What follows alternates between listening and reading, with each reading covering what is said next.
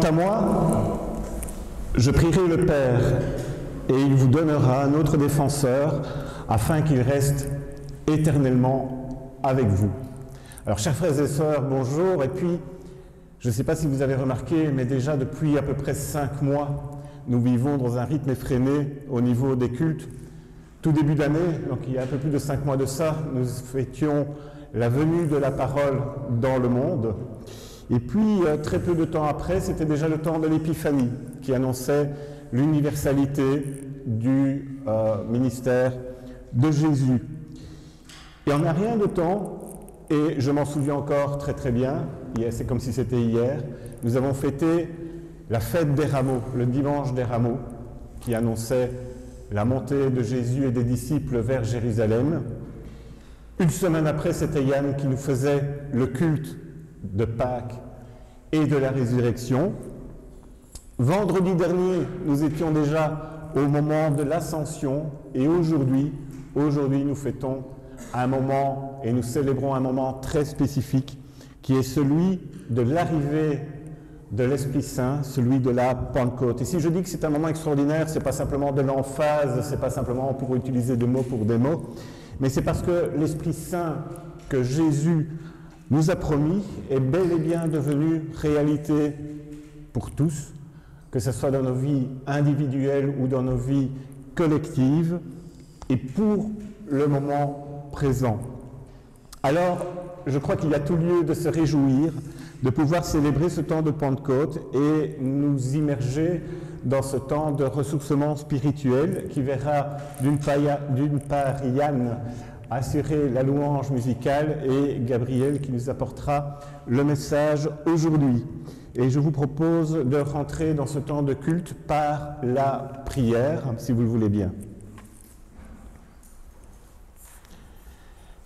Père Céleste, nous célébrons en ce jour ce moment unique où tu as répandu l'Esprit Saint sur tes disciples. Nous te louons et te remercions, Seigneur, pour avoir pu venir encore aujourd'hui dans ta maison, pour te louer, pour te prier et pour recevoir avec l'aide de l'Esprit Saint la prédication de ta parole. Nous te demandons de pouvoir ressortir de ta maison renouvelé, rafraîchi par ton amour débordant. Écoute, Seigneur, la prière de ton peuple, de ta communauté, en ce jour de Pentecôte. Puisses-tu répandre aujourd'hui ton Esprit Saint en abondance sur nous tous, afin de nous faire souvenir de tout ce que nous a dit Jésus, le Christ, notre Seigneur. Amen. Et pour rentrer dans ce temps d'invocation et de louange, Yann va nous accompagner avec le chant « Souffle ».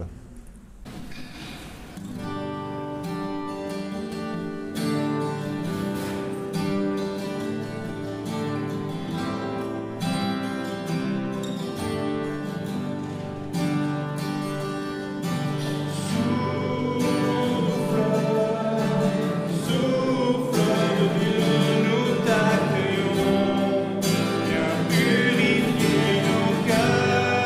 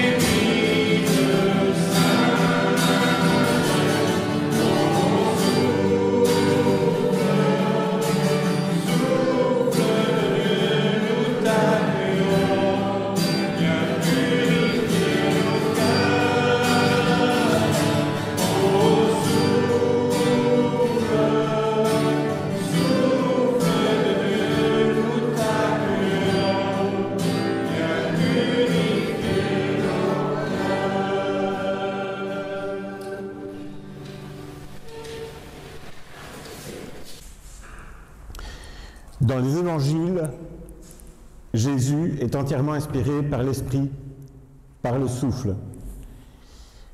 Et ce souffle est symbolisé par une colombe descendant sur lui le jour de son baptême. Et c'est cet esprit qu'il promet aussi à ses disciples et qu'il nous promet à nous également.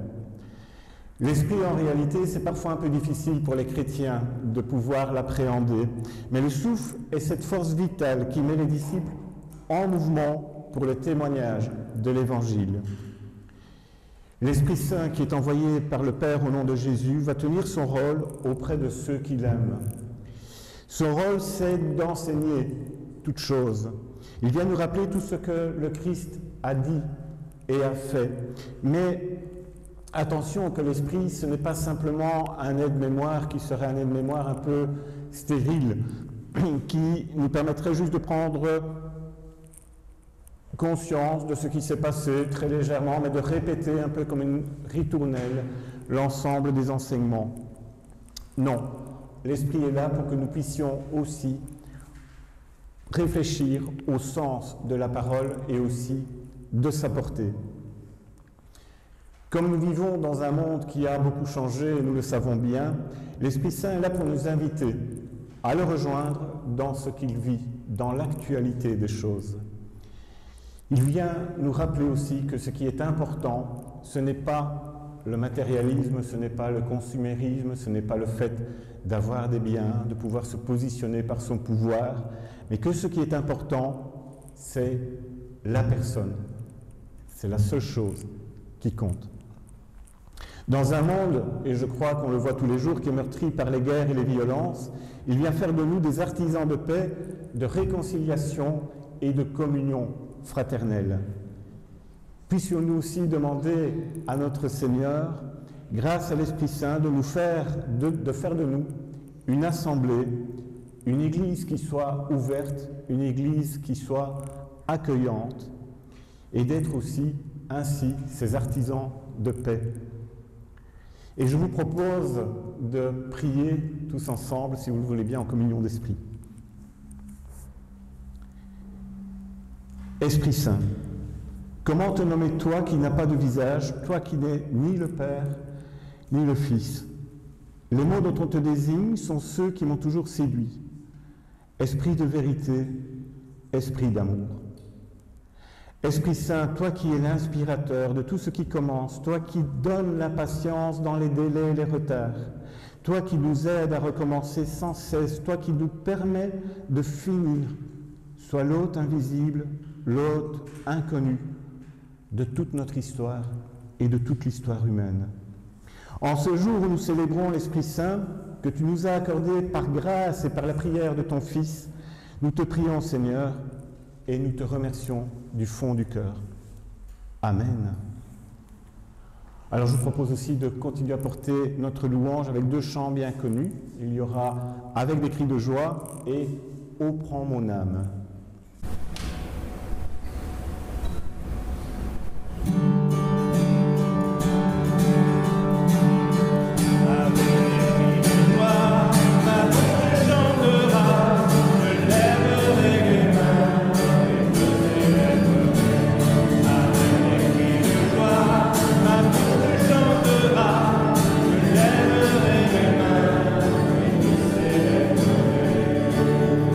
Tu es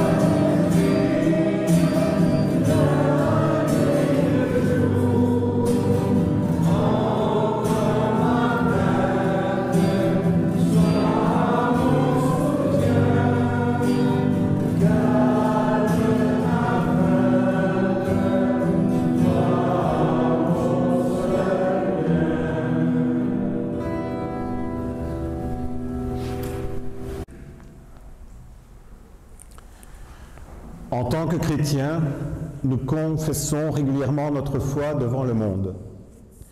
Et en ce moment de Pentecôte, je vous propose d'exprimer plus spécifiquement notre foi en l'Esprit Saint. Nous croyons que depuis le commencement, l'Esprit Saint est en nous. Il vient lorsque nous sommes dans le doute, il perçoit notre détresse, nos questions et nos peurs. Il intervient, tel un souffle qui nous inspire et qui nous suggère un chemin, comme une conscience qui interroge notre libre arbitre. Sa présence continue nous permet de rester dans la foi de Dieu, et par lui, Dieu nous surprend en agissant de manière souvent inattendue. Partout et en toutes circonstances, le Saint-Esprit montre à chacun le chemin que notre Seigneur nous demande d'emprunter. Nous croyons qu'aujourd'hui encore, qu'il agit et se manifeste en nous lors de nos moments de communion intense, lors de partage et de réflexion, quand la parole de Dieu nous touche au plus profond du cœur. Il est la colombe qui nous pousse à devenir un artisan de paix. Il est le souffle de Dieu qui nous met en route. Il est aussi la lampe de feu qui embrase nos cœurs. Il brûle aussi les barrières qui nous séparent et nous incitent à aller vers l'autre. En ce que nous venons d'attester, nous confessons notre foi. Amen.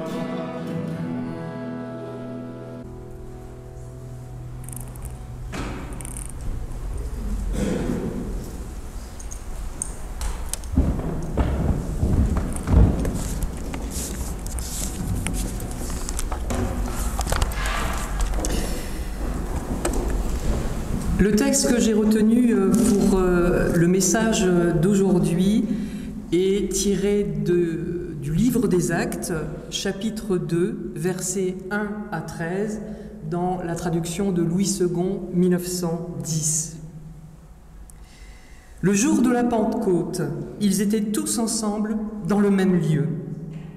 Tout d'un coup, il vint du ciel un bruit comme celui d'un vent impétueux, et il remplit toute la maison où ils étaient assis. Des langues, semblables à des langues de feu, leur apparurent, séparées les unes des autres, et se posèrent sur chacun d'eux. Et ils furent tous remplis du Saint-Esprit, et se mirent à parler en d'autres langues, selon que l'Esprit leur donnait de s'exprimer. Or, il y avait en séjour à Jérusalem des Juifs, hommes pieux, de toutes les nations qui sont sous le ciel. Au bruit qui eut lieu, la multitude accourut, et elle fut confondue, parce que chacun les entendait parler dans sa propre langue.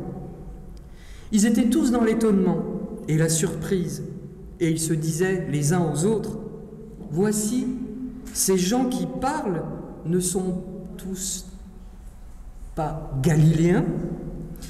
Et comment les entendons-nous dans notre propre langue à chacun, dans notre langue maternelle? Parthes, Mèdes, Élamites, ceux qui habitent la Mésopotamie, la Judée, la Cappadoce, le Pont, l'Asie, la Phrygie, la Pamphylie, l'Égypte, le territoire de la Libye voisine de Cyrène, et ceux qui sont venus de Rome, juifs et prosélytes, crétois et arabes, comment les entendons-nous parler dans nos langues des merveilles de Dieu?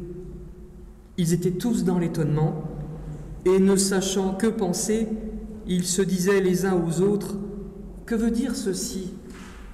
Mais d'autres se moquaient et disaient, « Ils sont pleins de vin doux. »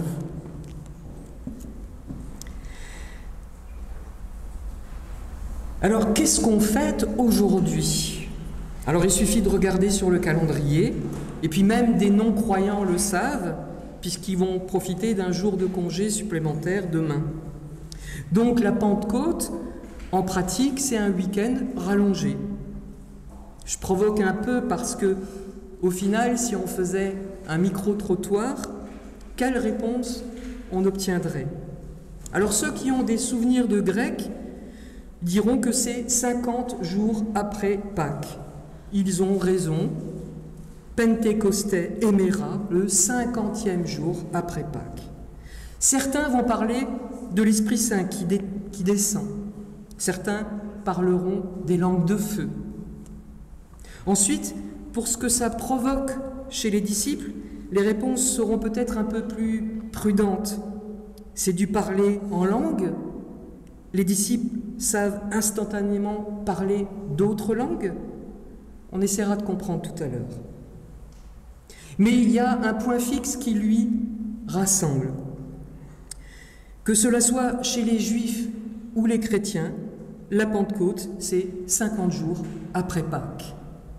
Et là, j'ai dit oui, chez les Juifs, il y a la Pentecôte juive, 50 jours après Pâques.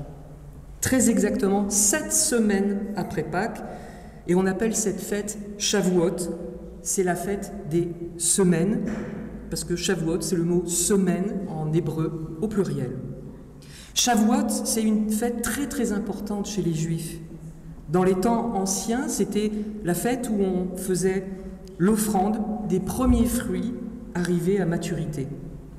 C'était une fête qui attirait beaucoup de monde. C'est d'ailleurs un des 3 pèlerinages les plus importants à Jérusalem, ce qui se passe donc à la Pentecôte, à Jérusalem, ce jour-là précis.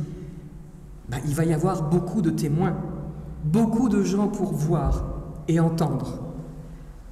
Et puis, pour cette Pentecôte juive, il y a eu un glissement progressif vers une signification supplémentaire. Shavuot, c'est devenu aussi le rappel de l'alliance avec le Seigneur, à travers le don de la loi, le don de la Torah que Moïse a reçu au Sinaï. Et toujours beaucoup de monde pour voir et entendre.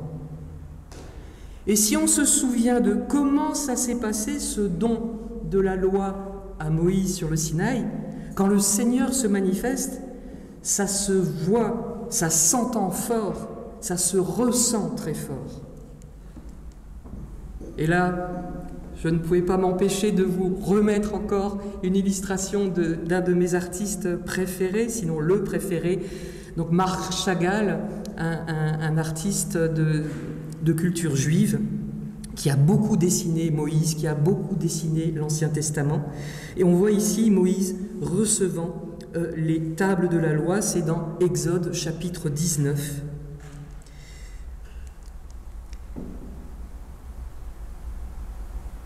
Il y eut des tonnerres, des éclairs et une épaisse fumée sur la montagne. Le son de la trompette retentit fortement, et tout le peuple qui était dans le camp fut saisi d'épouvante. Moïse fit sortir le peuple du camp à la rencontre de Dieu, et ils se placèrent au bas de la montagne. La montagne de Sinaï était toute en fumée parce que l'Éternel y était descendu au milieu du feu. Cette fumée s'élevait comme la fumée d'une fournaise, et toute la montagne tremblait avec violence. Le Seigneur, quand il veut se faire entendre, comprendre, il met souvent les moyens. Alors, ce qui est raconté dans Acte 2, qu'est-ce qu'il se passe en même temps? Qu'est-ce qui est raconté par l'auteur du livre des Actes? C'est au verset 2. Tout à coup, il vint du ciel un bruit comme celui d'un vent impétueux, et il remplit toute la maison où ils étaient assis. On peut imaginer que le moment a été impressionnant. Le vent, la force du vent, c'est bien connu. Quand il est vraiment très puissant, on ne sait plus trop d'où il vient, car on est surtout concentré sur ses effets spectaculaires. Le vent, il fait gonfler les voiles du bateau, il fait claquer les portes, il fait naître les vagues sur la mer, et parfois des tempêtes. Il soulève les rideaux d'une fenêtre qui est restée ouverte, et parfois les fenêtres, elles claquent au risque de se casser. On peut imaginer que les disciples ont été un peu secoués, voire effrayés, et pourtant ils avaient été prévenus. Mais comme souvent, les oreilles qui servent à entendre n'ont pas écouté. Oui, car les disciples avaient été prévenus. Avant l'ascension, le Christ avait annoncé aux disciples: vous allez recevoir une force, celle du Saint-Esprit qui viendra sur vous. Et infusé par cet Esprit Saint, Jésus leur explique ce qu'il attend d'eux et ce dont ils seront d'un coup capables, infusés par l'Esprit Saint. Vous serez mes témoins à Jérusalem, dans toute la Judée et la Samarie, et jusqu'aux extrémités de la terre. Parce qu'au final, l'Esprit Saint qui descend, il met comme un point final à l'Évangile. À présent, il va falloir croire sans voir Jésus. J'ai trouvé une phrase du philosophe juif allemand Franz Rosenzweig qui m'a paru, que j'ai trouvé très parlante. Il exprime ainsi cette idée. Le Seigneur laisse les siens, il monte au ciel, eux restent sur terre. Il les délaisse, mais il leur laisse son esprit. Il faut désormais qu'ils apprennent à croire sans le voir de leurs yeux. Et ceux qui croient sans voir Jésus de leurs yeux vont se réunir en Église. C'est tout cela, l'esprit de la Pentecôte. Pourquoi le don de l'esprit? Je répète, Jésus a dit « Vous serez mes témoins à Jérusalem, dans toute la Judée et la Samarie, et jusqu'aux extrémités de la terre. » Être les témoins de Jésus jusqu'aux extrémités de la terre, ça signifie quoi? Alors bien avant, le rôle de l'Esprit est expliqué dans le livre d'Ésaïe, dans l'Ancien Testament, au chapitre 61. Et c'est Jésus lui-même qui lit ce bout de texte quand il se rend à la synagogue à Nazareth. Il entre à la synagogue, on lui tend le livre d'Ésaïe pour faire la lecture, et ce qu'il lit, c'est repris dans Luc chapitre 4. Il se rendit à Nazareth, où il avait été élevé, et selon sa coutume, il entra dans la synagogue le jour du sabbat. Il se leva pour faire la lecture, et on lui remit le livre du prophète Ésaïe. L'ayant déroulé, il trouva l'endroit où il était écrit « L'Esprit du Seigneur est sur moi, parce qu'il m'a oint pour annoncer une bonne nouvelle aux pauvres. Il m'a envoyé pour guérir ceux qui ont le cœur brisé, pour proclamer aux captifs la délivrance et aux aveugles le recouvrement de la vue, pour renvoyer libres les opprimés. » Le mot « esprit » en hébreu se dit « roi ». Et ce mot apparaît dès le 2e verset de la Bible, dans le chapitre de la Genèse. Au commencement, Dieu créa les cieux et la terre. La terre était informe et vide, Il y avait des ténèbres à la surface de l'abîme, et l'Esprit de Dieu se mouvait au-dessus des eaux. Alors on peut traduire le mot ruach à la fois par esprit, par souffle, par vent, par énergie. L'esprit, Philippe tout à l'heure disait, c'est pas un aide-mémoire stérile. Moi j'ai pensé à un souffleur de théâtre, mais pas seulement, un souffleur au théâtre, mais aussi une force.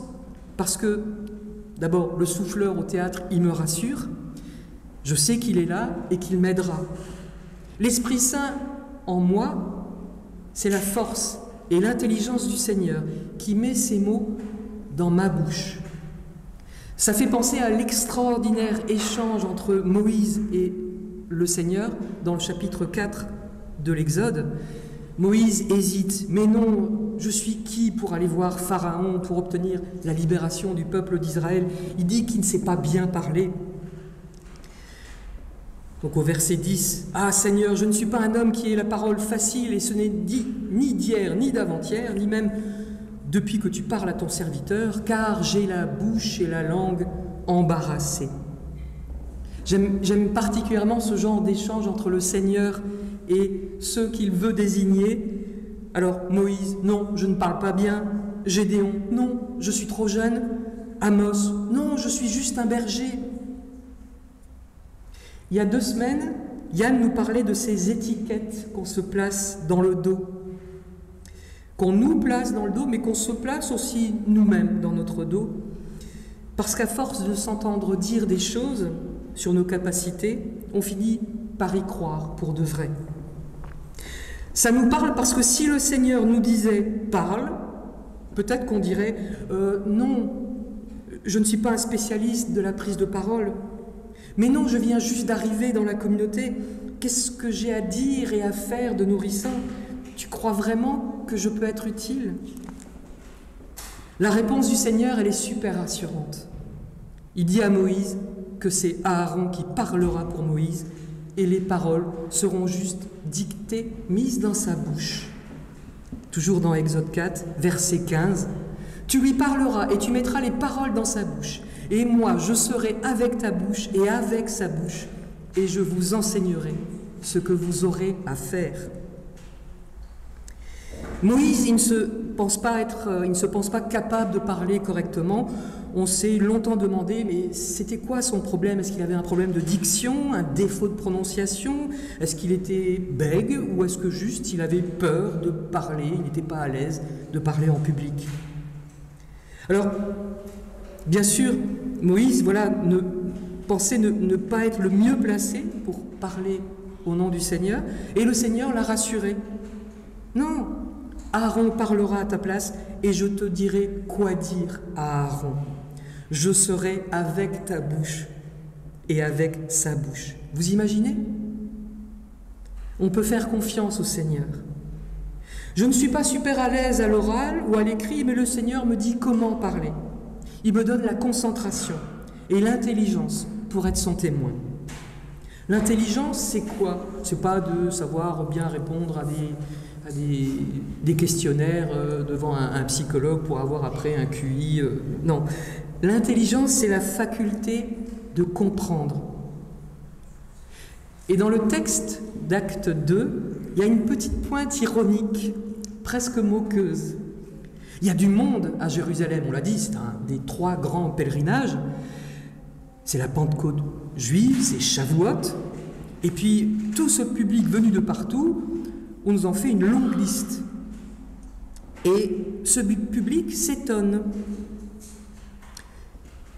Ils étaient tous dans l'étonnement et la surprise, et ils se disaient les uns aux autres, « Voici ces gens qui parlent, ne sont-ils pas tous galiléens ?» Là, c'est un peu moqueur, un peu ironique, parce que la Galilée, au nord de la Palestine, n'avait pas une très bonne réputation.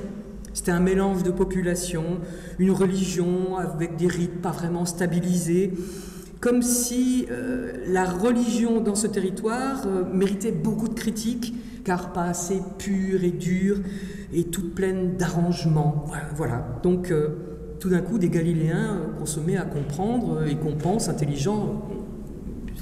Ça surprenait du monde. Donc là, tous ceux qui arrivent de partout à Jérusalem pensent quelque chose comme comment c'est possible que des hommes venus de cette région puissent d'un coup, d'un seul, avoir un don extraordinaire. Ils viennent quand même que de Galilée. Et puis, ils sont si peu convaincus que quelque chose d'extraordinaire puisse sortir de la bouche de ces Galiléens que certains préfèrent penser qu'ils ont bu. Mais d'autres se moquaient et disaient « ils sont pleins de vin doux ». Mais bien sûr que non, les disciples n'avaient pas bu. Mais tout Galiléen qu'ils soient, c'est sur eux que l'Esprit est descendu. Encore une fois, le Seigneur ne cherche pas en premier du côté des grands spécialistes, des savants, des orateurs. Il choisit celui à qui on n'aurait peut-être pas pensé, celui qui est un peu à côté de l'Église, celui qui est un peu à la marge, ou plutôt non, celui qu'on a placé à la marge, parce que là encore, on lui a mis une étiquette. Moi-même, quand je prépare un culte, je demande régulièrement au Seigneur « Ouvre mon esprit, ouvre mon intelligence, donne-moi des idées, rectifie s'il le faut. » C'est donc moi qui parle devant vous, mais ce n'est pas moi qui ai écrit, et j'y crois très fort. Et je trouve ça juste génial car cela oblige à l'humilité et nous rappelle de toujours laisser l'Esprit Saint travailler à l'intérieur de nous. Il va nous donner la trame, il va nous donner les mots, il va nous donner l'intelligence, la faculté de comprendre, il va nous donner la conviction. Et le Seigneur va le faire depuis ce que nous sommes, des personnes individuelles, avec chacune des qualités, des difficultés, des facilités. Il y a 2 semaines, Philippe avait parlé de cette diversité à accueillir. Parce que lorsqu'on parle de la Pentecôte, on ne peut s'empêcher de penser à son miroir inversé, l'épisode de la tour de Babel, raconté dans Genèse 11. Allons, descendons, et là confondons leur langage, afin qu'ils n'entendent plus la langue les uns des autres. Et l'Éternel les dispersa loin sur la face de toute la terre, et ils cessèrent de bâtir la ville. C'est pourquoi on l'appela du nom de Babel, car c'est là que l'Éternel confondit le langage de toute la terre, et c'est de là que l'Éternel les dispersa sur la face de toute la terre. Alors une lecture rapide de l'épisode de Babel nous donne à penser que le Seigneur a voulu mettre un grand désordre et a voulu désunir les hommes. Et qu'avec le souffle de l'Esprit, il a de nouveau réuni les hommes à la Pentecôte. Et avec les lampes de feu au-dessus de leur tête, le Seigneur leur a donné l'ardeur et la conviction. Mais voyons les choses d'un tout petit peu plus près. Avec Babel, oui, les hommes visaient l'unité. Pas exactement l'unité. Ils ont raté leur cible. L'unité, c'est de pouvoir vivre ensemble avec nos distinctions, nos particularités. Je n'aime pas parler de différence, parce que la différence, elle exclut souvent. La particularité, elle nous enrichit. Et oui, les hommes à Babel ont raté leur cible, car au lieu de l'unité, ils allaient aboutir à l'uniformité. Tous pareils. Mais on peut être tous pareils et pas du tout égaux. C'est pas équivalent du tout.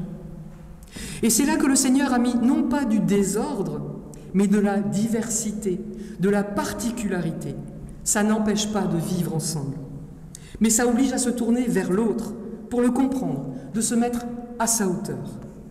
La Pentecôte, c'est le rapprochement entre les hommes qui peuvent se parler et se comprendre.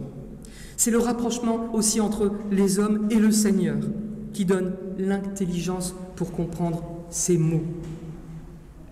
Pour reprendre encore un éclaircissement donné par ce philosophe juif allemand que j'ai cité tout à l'heure, Franz Rosenzweig, il a vécu à cheval sur le 19e et le 20e siècle, il dit « Voici le premier effet de l'Esprit Saint, pour les chrétiens comme pour les juifs.